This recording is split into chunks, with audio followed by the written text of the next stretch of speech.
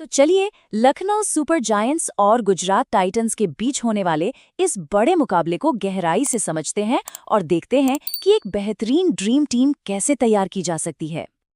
अच्छा, तो हमारा रोड मैप क्या है? हम दोनों टीमों की मौजूदा फॉर्म को देखेंगे, फिर इकाना की पिच का हाल समझेंगे, इनके पुराने मुकाबलों पर एक नज़र डालेंगे, कौन से खिलाड़ी कमाल कर सकते हैं ये जानेंगे और फिर इन सारी बातों को जोड़कर अपनी फाइनल टीम बनाएंगे। चलिए, सबसे पहले बड़ी पिक्चर देखते हैं। ये मुकाबला क्यों इतना खास होने वाला है, पहले ये समझते हैं। देखिए, ये मुकाबला वाकई में टक्कर का होने वाला है।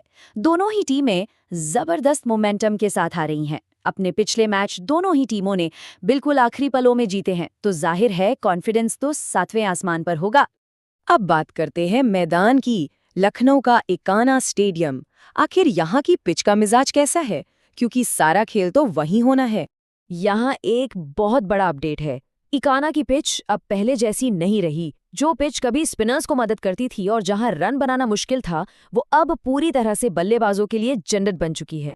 और ये आंकड़े इस बात की गवाही देते हैं। पिछले सीजन में ही देखिए, 8 में से 4 मैचों में 200 से ज्यादा का स्कोर बना। मतलब यहाँ अब बड़े स्कोर बनना एक आम बात हो गई है। और इस बदली हुई पिच पर कुछ खिलाड़ियों का रिकॉर्ड कमाल कर रहा है। एडन मार्करम और मिचेल मार्श ने यहाँ लगातार रन बनाए हैं। साथ ही साई सुदर्शन और ऋषभ पंत का बल्ला भी इस मैदान पर खूब चला है। अच्छा, अब जरा देखते हैं कि जब ये दोनों टीमें एक दूसरे के खिलाफ खेलती हैं तो क्या होता है। इनकी आपसी टक्कर भी काफी दिलचस्प है।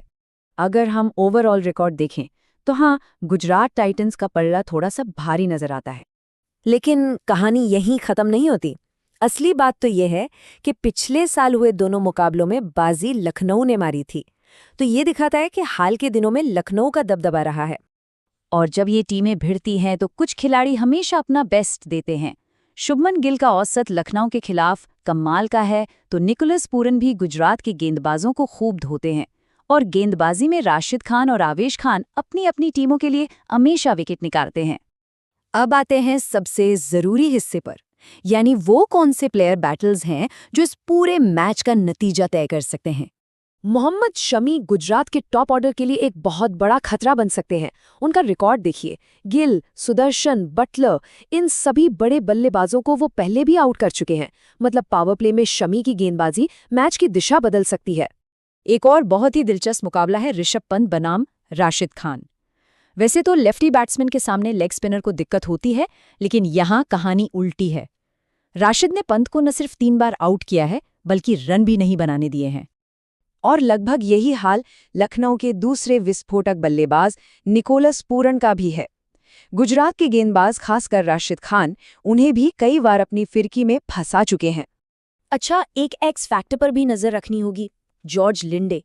अगर लखनऊ इन्हें खिलाने का फैसला करती है तो ये साउथ अफ्रीकी ऑलराउंडर अपनी स्पिन और बैटिंग दोनों से गेम चेंजर साबित हो सकता है। ये एक बड़ा सरप्राइज हो सकता है। तो मैदान, खिलाड़ी, पिच और पुराने रिकॉर्ड्स, इन सबको समझने के बाद अब बारी है उस टीम को बनाने की जो हमें मैच जितवा सकती है। तो सबसे बड़ा सवाल, आखिर वो कौन सी 11 खिलाड़ी हैं जो हमारी फाइनल टीम में होंगे। तो ये रही हमारी टीम। विकेट कीपिंग में हमने जॉस बटलर को कप्तान बनाया है और साथ में ऋषभ पंत भी हैं। बैटिंग की कमान शुभमन गिल और वाइस कैप्टन साई सुदर्शन के हाथों में है।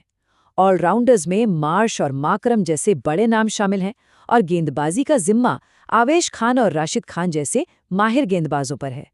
हाँ, यहाँ एक बड़ा रणनीतिक फैसला लिया गया है। हमने शुभमन गिल पर पूरा भरोसा दिखाया है और इसीलिए उनके सबसे बड़े थ्रेट मोहम्मद शमी को टीम से बाहर रखा है।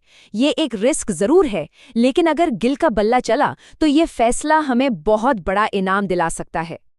तो क्या सारे आंकड़े ही मैच की कहानी लिखेंगे, या फिर कोई ऐसा खिलाड़ी हीरो बनकर उभरेगा जिसके बारे में किसी ने सोचा भी नहीं।